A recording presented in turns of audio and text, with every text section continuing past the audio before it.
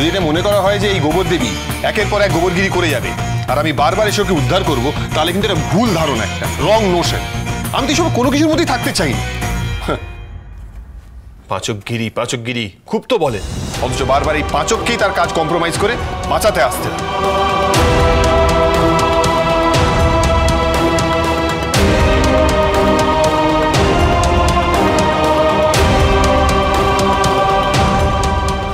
ছেড়ে দে, এখন যাস না। ও ভেন্ট আউট করছে, ওকে ভেন্ট আউট করতে দে। সত্যি তো আমরা ওর দিকটা দেখিনি বল। লন্ডন থেকে অত বড় একটা শো ছেড়ে ও তো কথার জন্য চলে এলো, কিন্তু তাতে ওর কি ক্ষতি হলো সেটা কিন্তু আমরা সত্যিই জানতে চাইনি। এবারে সেটা বুঝেছিস তো তোরা? আরে পিকটু তো একদম ঠিক কথা বলেছে। ও কেন সবসময় গোবর দেবীকে বাঁচানোর চেষ্টা করবে বলতো? আশ্চর্য। দেখলে রেনু, শুনলে? স্ত্রীর দায়িত্ব নিতে পারবেন না পালের গোদা।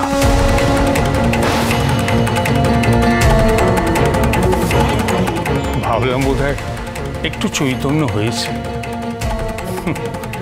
সেই উড়ে বালি কিচ্ছু হয়নি, যেমন ছিল তেমনই আছে। আচ্ছা আচ্ছা, হয়েছে হয়েছে, তুমি এবার একটু থামো বাবু, একটু আসল কথা বলি। শোনো, বলছিলাম যে এত তালগোলে মায়ের কিরিটাভিষেকে তো হলো না সুষ্ঠুভাবে, তাই বলছি যে কথা মা যদি আজ সন্ধেবেলা মায়ের আসল মুকুটটা মায়ের মাথায় পরিয়ে দেয় কেমন হয় বলো দেখি?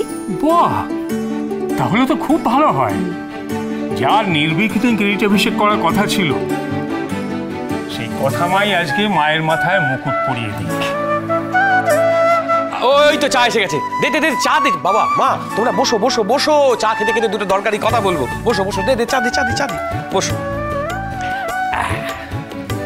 বলছিলাম কি, আমার একটা খুব কথা বলতে ইচ্ছে করছে। সেটা হচ্ছে যে এই যে কিরিটাভিষেক, এটা তো বলতে গেলে অকাল কিরিটাভিষেক হচ্ছে। আর এই কিরিটাভিষেকটার মধ্যে যদি একটা নতুন কিছু প্রথা যোগ করে দেওয়া যায় তাহলে কেমন হয়? এই প্রাটি, আর কি তোরা বলতে পারছিস না?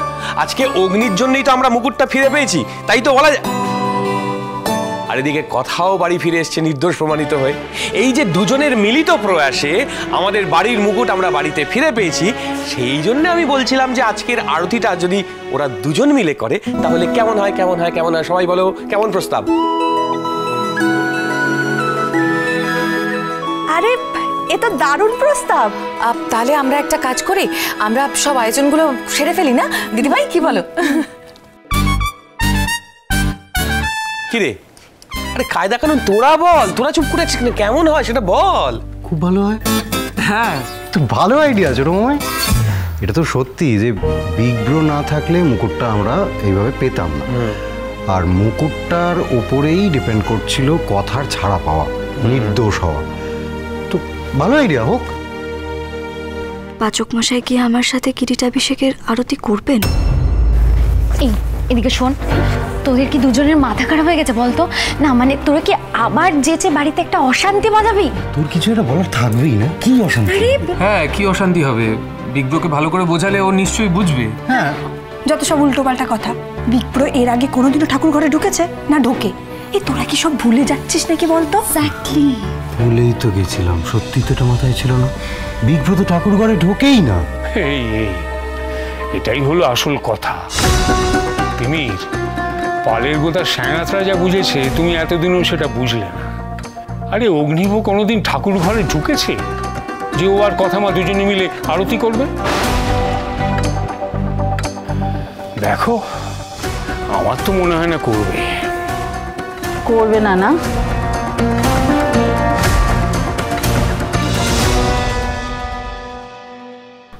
সবাই চাইছেন পাচক মশাই আরতি করুন, কিন্তু তিনি যে কোনোদিনও ঠাকুর ঘরে ঢোকেননি। সত্যি তো, আমিও ওনাকে কোনোদিনও ঢুকতে দেখিনি। কিন্তু কেন? কর্তা দিদা কর্তা দাদুদের এইটুকু স্বাদ উনি রাখবেন না?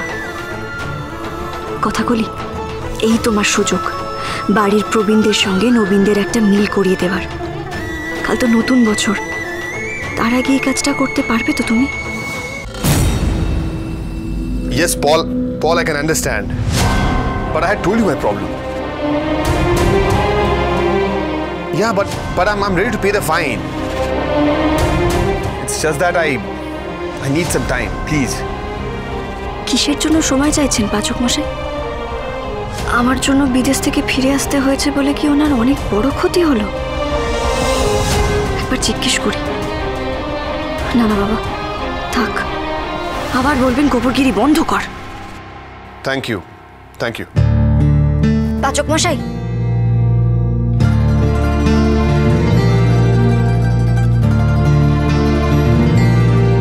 পাচক মশাই, পাচক মশাই। কতবার বলেছি আমায় পাচক মশাই বলে ডাকবি না, একটা কথা শুনিস না। সেই কলেজ থেকেই তো ডাকি, এতদিনের অভ্যেস হুট করে কি করে পাল্টে যাবে বলুন তো? সেন্স, যেখানে খুশি যা খুশি নাম ধরে ডাকছিস আমাকে, আর এদিকে আমার কাজের 12টা বাজছে। আপনি থানায় তো আমার সব কথাই রেখেছিলেন, আর একটা বায়না যদি করি আপনি কি খুব রেগে যাবেন? হ্যাঁ, রেগে যাব। তোর আর কোনো বায়না আমি শুনতে পারবো না। কোন মুখে তোর কথা শুনতে বলছিস তুই আমাকে? নিজে পড়াশোনা কর, আমাকে আমার কাজ করতে দে। আমি কিন্তু নিজের জন্য কিচ্ছু চাইছি না। তোর না এই সেন্ট ভাবতেই আমার ইরিটেটিং লাগে। সারাক্ষণ অন্য মানুষের জন্য ভাবছিস তুই। আমায় না হয় পরে বকবেন, আপনি তো শুনতেই চাইলেন না আমি কি বলতে এসেছি। না শুনে তো কোনো উপায়ও নেই, বল কি বলবি? আপনি আমার জন্য কি আর একটা কথা রাখবেন? আসলে কর্তা দাদু, কর্তা দিদা, বাড়ির সকলেরই ইচ্ছে যে আজ যদি আমরা দুজন মিলে মা আনন্দের আরতিটা করি।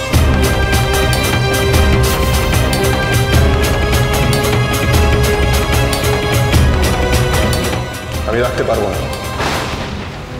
এই ক মাসে আমাকে একবারও ঠাকুর ঘরে যেতে দেখেছিস? আমি ঠাকুর ঘরে যাইনি। কিন্তু কেন? সব প্রশ্নের উত্তর দিতে আমি বাধ্য নই। বললাম তো যাই না, মানে যাই না, বাস।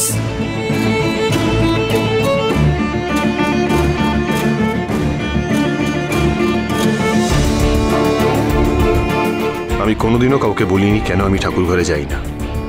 আমার মা যখন বাড়ি ছেড়ে চলে গেছিল তখন আমি মা আনন্দের কাছে কত কেঁদেছি, বলেছি মাকে ফিরিয়ে দিতে, কিন্তু তিনি কখনো শোনেননি আমার কথা। আজ পর্যন্ত মাকে আমি খুঁজে পাইনি। আমার মাকে ফিরিয়ে দাও না গো, ফিরিয়ে দাও না প্লিজ, আমার মাকে ফিরিয়ে দাও না। আনসার পেয়ে গেছিস?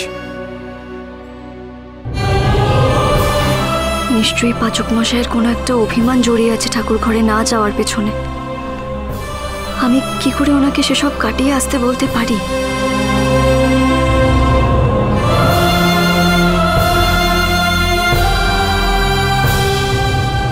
আমি উত্তর পেয়ে গেছি। কি জানেন তো পাচক মশাই, গুরুজনদের কথা রাখা উচিত বলেই আমার মনে হয়। ওনাদের সমস্ত স্বাদ আহ্লাদ সবকিছু মেটানো উচিত। তাই আমি বললাম তো পারবো না। এই বাড়ির গুরুজনদের স্বাদ আহ্লাদ তুই মেটা, ওটা আমার দায়িত্ব নয়।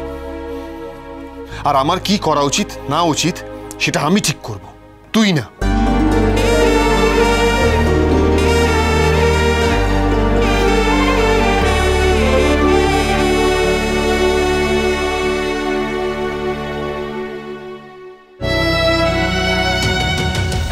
মা, কেন বলো তো ঠাকুর ঘরের কথা শুনলে আজও তোমার কথা খুব মনে পড়ে। তুমি যে কোথায় আছো আমি আজও জানি না।